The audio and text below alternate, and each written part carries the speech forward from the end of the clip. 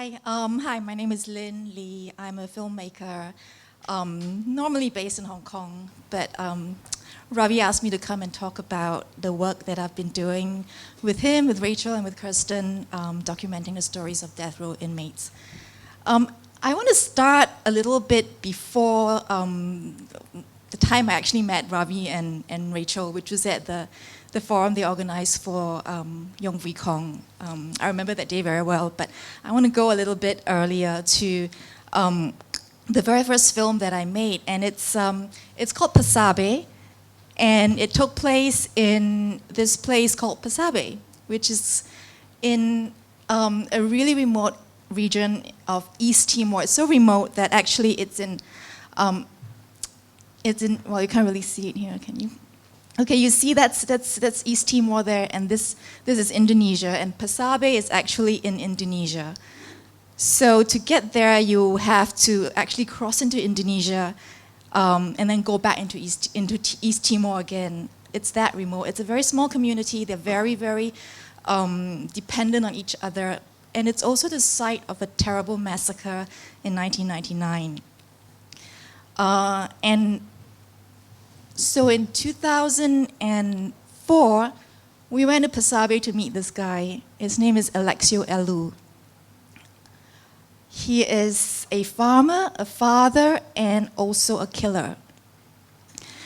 In 1999, when Indonesia was departing East Timor because East Timorese had voted for independence from Indonesia, militias rampaged across East Timor, forcing local villagers to take sides. Alexio Elu chose a side, and it was the side that lost in the referendum. And one night, as they were departing, they got a whole lot of men from a village called Pasabe.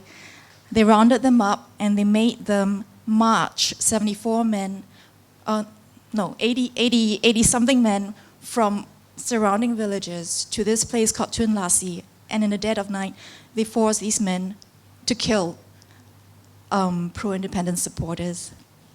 So Alexio Elu killed a man in 1999. He kept it a secret for 5 years, until 2003, when the UN decided that they were going to hold Truth Commission hearings in East Timor. How many people here know about Truth Commission hearings? Just so if you know, then I won't explain, but okay, truth hearings are,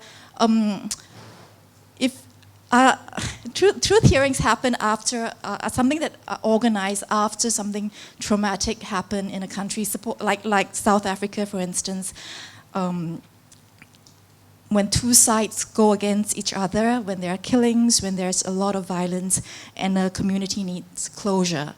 So in 2003, East Timor decided that it needed closure as well, and they decided that they were going to hold Truth Commission hearings so that perpetrators can stand up and confess to their crimes, and victims can confront the perpetrators and say, okay, you've done me harm, now I want my say, and I want you to compensate me or show remorse or make amends.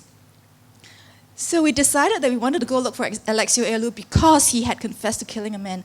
Going through all the Truth Commission hearings in the Truth Commission office in East Timor, we read a lot about people who confessed to beating up other people, to burning houses, to looting, to all kinds of things, but very few people confessed to murder, even though people were killed in the aftermath of the referendum.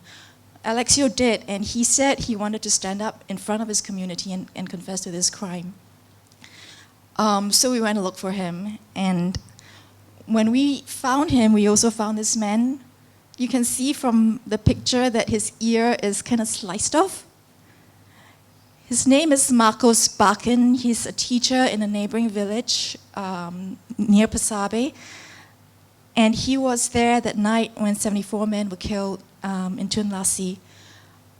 When we met him, he was suffering terrible post-traumatic stress. He couldn't sleep at night. He had nightmares, and he was often in pain. he didn't know who attacked him, and Alexio didn't know who he killed. But when we visited the area, people were really divided.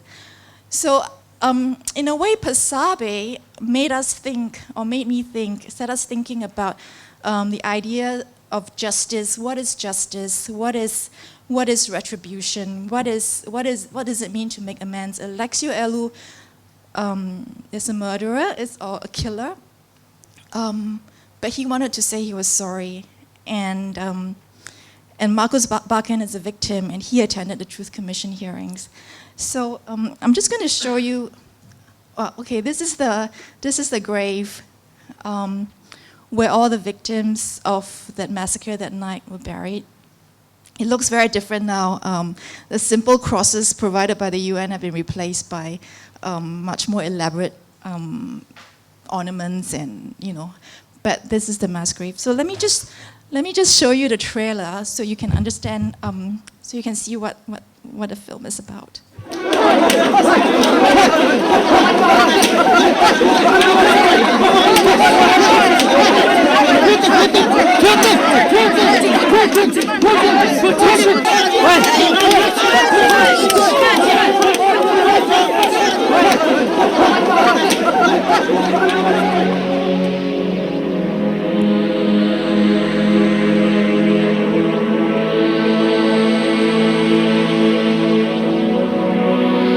Amitas manay asli au ton au juzur au itmel akit au kalau ka itme au lebih fatek au san au nim ke nok na mes atune asan paksa to kun inana ate na to li au sa pau fan ko atama pakat atama indate atama ko akil atama ko akus on paut mo be de kinken to ta Uveling, katabe de homnahane. Nakutot lo, abit lang kaman kaloob matalim, abit lang nakaloob matalim. Ihole mong tao ito mo pensa sa kauba. Sa kaus na kaloob matalim. Abit nga inat kayo na nakaloob matalim. Ngamuhin lang sa kaus ang kambay, hitam tao siyap niyo bahitak. Halabat he, hinuit ko ni basaan hain. Inanam kanail. Ini film kanai, ini film kanai, ini datang kanai, berbeda.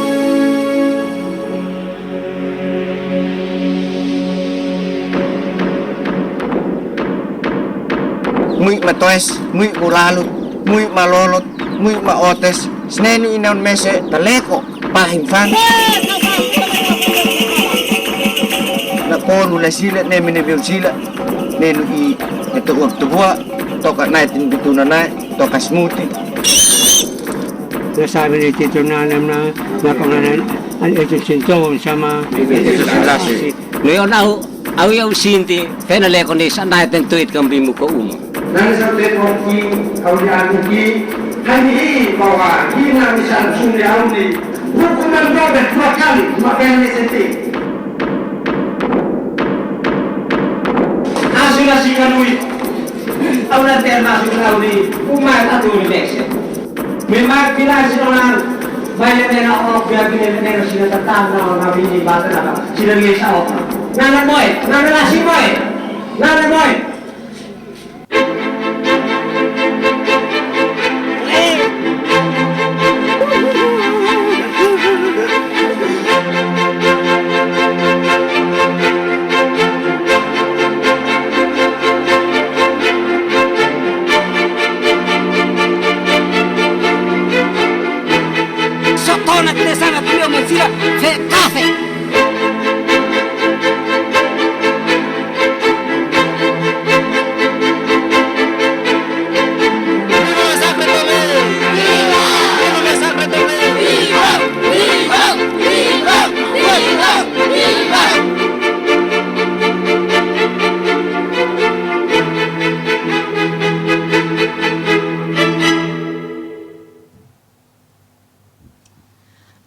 So that's Pasabe. Alexio stood up and said sorry in front of a big crowd of people, as you saw.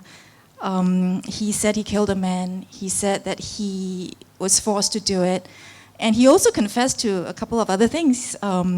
He stole a buffalo, and he beat up someone else. But guess what? The villagers of Tumen and Cubicelo, the two villages that were attacked by Pasabe pro-militia villages, guess what they wanted as compensation? Anybody? No. Nobody asked for any of the perpetrators to be killed, even though they had suffered this terrible tragedy. No one asked for that. The village leaders of the other communities said to Pasabe, give us 74 buffalo, one for each man that died. Do a ritual to cleanse us of this horrible suffering and this horrible history, and let us be friends again.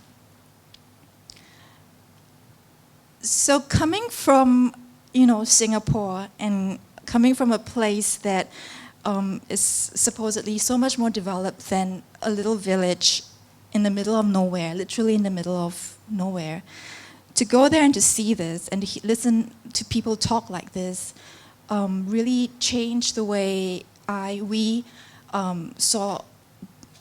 looked at justice and retribution and reconciliation, and what does it mean? Because they realized in this village that if they didn't make up, or if they didn't try to get along with each other, then the cycle of violence would continue. And they depended on each other to survive. They couldn't, they couldn't continue like that. So the suggestion was for 74 buffalo and a ritual, and of course, in the end, that never happened for various reasons. But we also saw that for everyone who got a chance to stand up at the Truth Commission hearing, to speak out and to say that I have been a victim, my family has been a victim, that allowed the villagers to have some closure and to understand what it was like, how it felt like to move on. So that's Pasabe. We did it. We made the film in 2004, released it in 2005, and didn't really touch on the issue of death again until we met Ravi and Rachel. Hang on. How do I go to full view show? Oops. Yong Vui Kong. Does anyone here not know him? Okay. We heard about Vui Kong's case through an announcement for a forum on the death penalty. Before that, my partner James and I were already very interested in exploring the issue of the death penalty in Singapore, partly because of what we had witnessed in Pasabe, but also because we were actually deeply shocked that young people were being sent to the gallows for a crime, a non-violent crime. So we wanted to find out more about it. But before we started even documenting it, we thought that no one would ever speak to us. Like, we thought for families of death row inmates, it would be too embarrassing or too difficult or too trying. But when we heard that SADPC was organizing a forum, we decided to go. And that day, we actually met Vui Kong's brother, Yun Leong. And it's funny when you have preconceived notions, because you go in expecting something, and then and they always get overturned, especially if you're a filmmaker. Things never turned out as planned, because Yun Leong was actually very, very open to talking to us and to letting us document his journey. He was trying very hard to save his brother's life. Vui Kong was 18 years old when he was caught with 47 grams of heroin, given a death sentence, and when SADPC came on board, he was very close to being hanged. And were it not, if Ravi hadn't jumped in to help them, despite the case looking so hopeless, he would have been dead today. So we thought that it was going to be a difficult process. We thought that access would be difficult, but access was not difficult. What was difficult was the emotional burden, the emotional toll it took on us and on people involved in helping Yun Leong and his family fight for his brother's life. I just want to show you a little clip of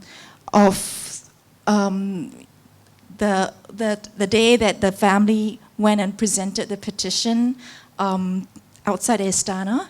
I remember Ravi was there as well as the Sarawak MP, Dato' Chua.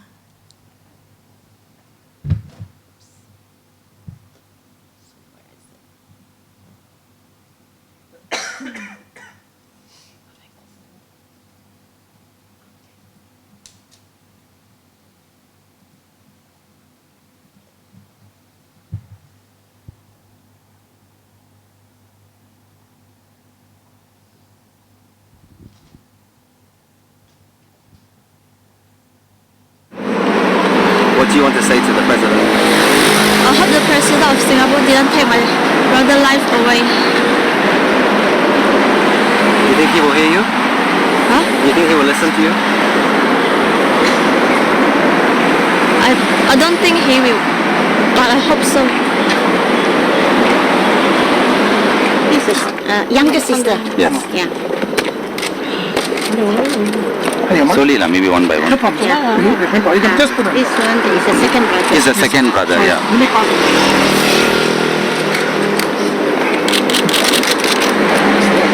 Okay. Right, sir. Still, the president has the power to receive them and read them. Definitely will pass. Thank you. Thank you, sir. Thank you. So, Marcus Chong. Marcus Chow. Marcus Chong. You are the Istana Security unit, sir. Security Unit. Istana Security Unit. You may leave, sir. Thanks, Thank you, sir. sir. Thank you. Thank you.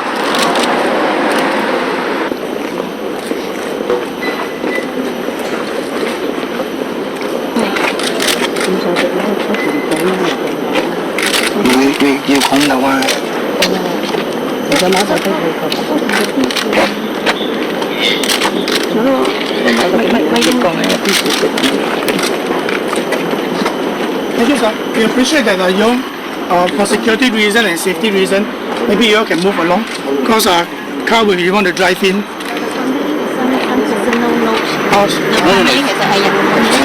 Oh, it's inside the letter our passport. That one is just a petition. 你要讲吗？ We heard you. We heard you. Sorry, 我听了知道你们的意愿了。我有 pass the president. So we need you all to depart here, please. Mr. Ravi, please get them. No, hold on. Don't. Mr. Ravi, this is a gazetted place. No. Under the No, section- please don't touch me. Maybe you can. Please don't touch me. I am hearing you and allow us the due dignity. This is a safe road, you know. So I hope you have to handle it sensitively. This is, You know. This is we're talking about safety. Can you can just go there and have a discussion? Please. Thank you.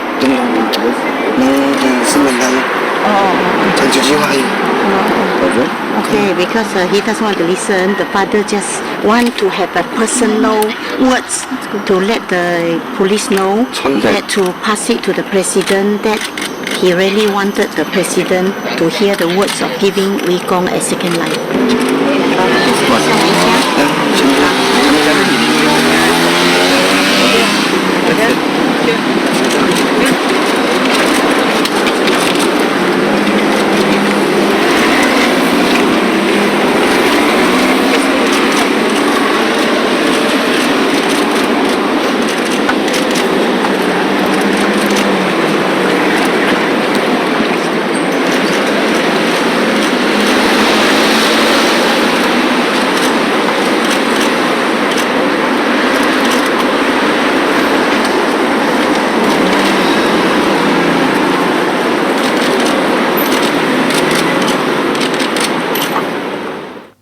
We are sorry,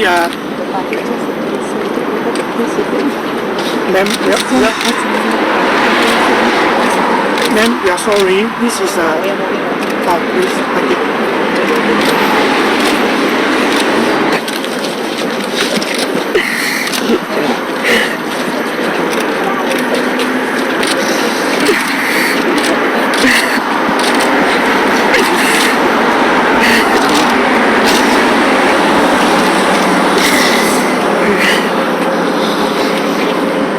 果有去那个牢里那边见他，这整个人整个变了。我的希望呢，能够新加坡总统能够给他一个新的机会呢。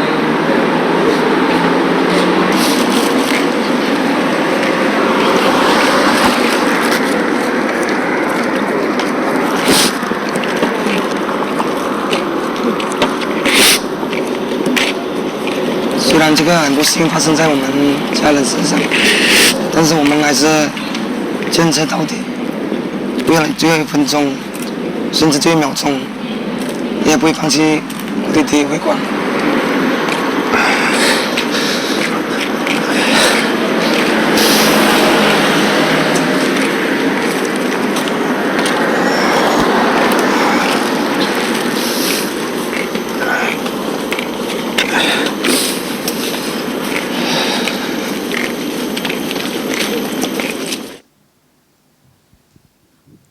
It was a very difficult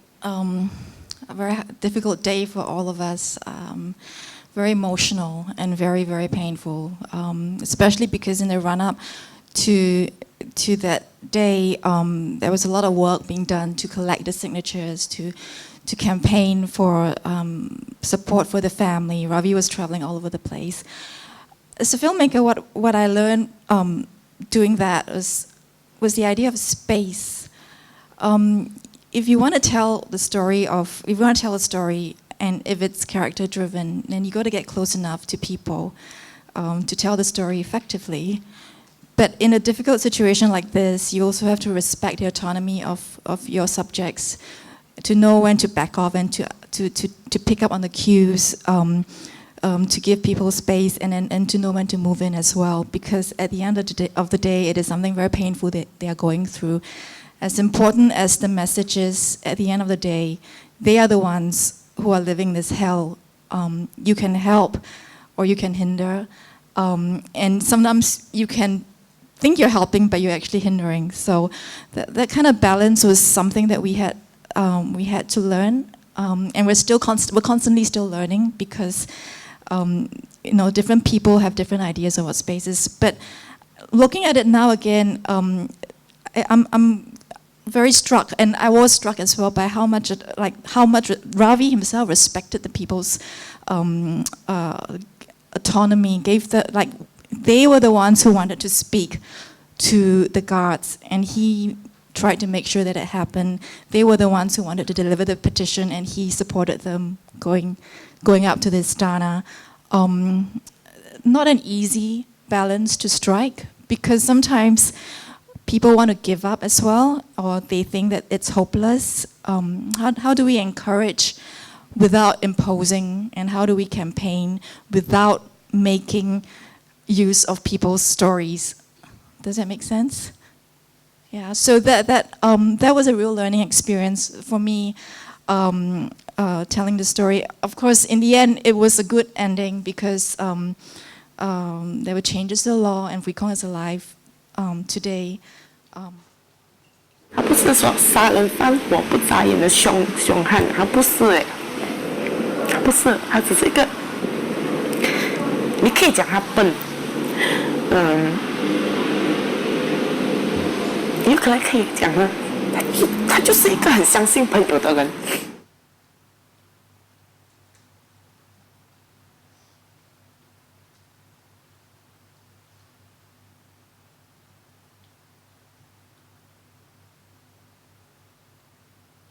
我见到他第一次的时候，我就问他：“哥，你到底有没有做？你不要笑我。”他就跟我讲没，他不知道，他也是金条。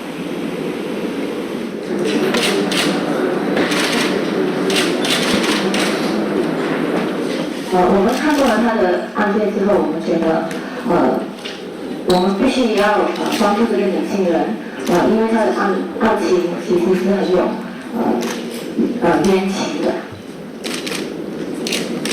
那么在他给新加坡的这个警方和法庭上的供词，他都说出了哪一个人联络他，甚至告诉了警方这个人的电话号码、他的样子、他其实是帮他安排飞机票，帮他安排这个缅甸的住宿，这些所有的可以引去抓到这个大毒贩的所有的这个资料都提供给警方和提供给法庭，在法庭的时候，那可是警方没有权利的去追查这个人。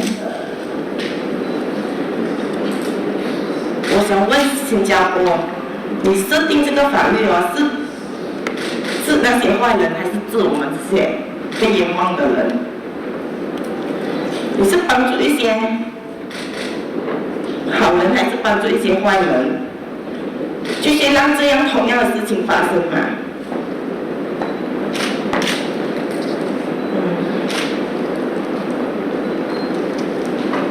完全没有去调查，就认定我哥哥就是有罪，一点都不重视他们，就博主他们的性命。这个就是所谓政府给我们公正公平的一个法律吗？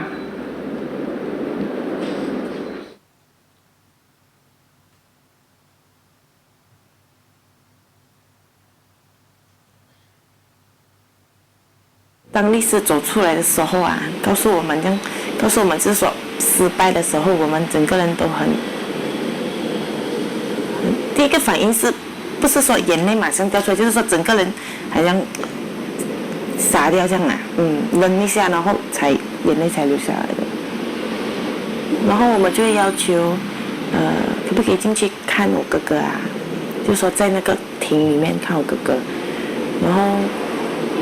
这不是有一个小小的洞咯，然后哥哥手指就出来嘛，我们就去摸他的手指啊，这样都很想去摸他啦，因为太久没有碰到他，没有抱他那些，接触不到他。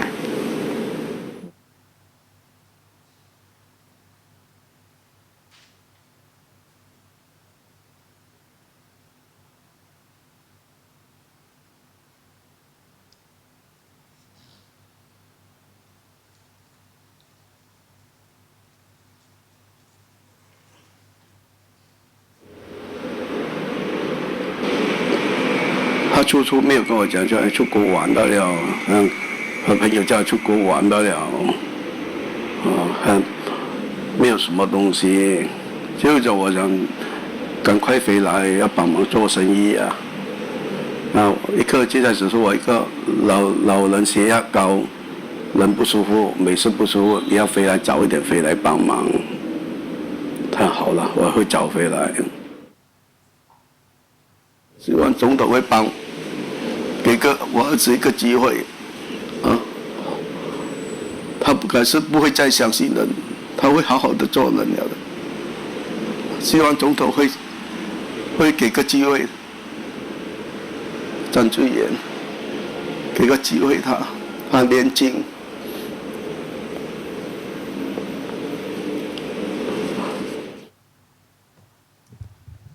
So that was the campaign video we made for Chunian.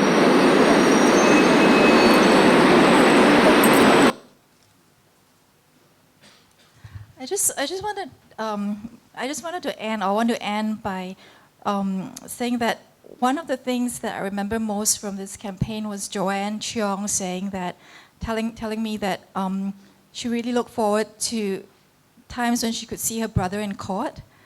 Because then after court, she would run down to the glass enclosure where he was put in, that they put him in when court was going on. And through that glass enclosure, she could slip her hand through and touch her brother's hand. Before she told me this, I never realized that death penalty inmates never had the chance or never have a chance to touch other people, to touch their families. Every time you go and see, we went to see Vui Kong or Chunian, we would always meet them through a glass panel. There's no chance to touch them or to see them face to face. There was always a glass panel dividing us. And I didn't realize that it was the same for families as well. I mentioned this because recently we worked on Jabing's case, and Jabing, unlike Chun Yin, who insisted that he was innocent, Jabing did a terrible thing. He killed a man. And for me personally, this was something that was very hard to deal with as a campaigner, because the deed itself was terrible. On a very intellectual level, I understood why we have to stand against the death penalty, why we had to campaign for Jabing, why it was wrong. All the legal arguments, everything that needed to be said. Yeah, I could intellectually agree, but on a personal level, it was hard. And so at the end of it, Jabing's story was one that I never followed fully. Rachel, Kirsten, and other members of Second Chances worked more closely with Jabing. I was away most of the time, and when one campaigner said to me, "Will you come and film if Jabing, if they hang him?" It took me a while to decide and then to say no, because I couldn't resolve, for me, these this conflicting feelings. So I didn't want to I didn't want to show pity to the family, and I didn't want it to be an act of pity. So I didn't do it. But on the day that they took Jabing away to be executed,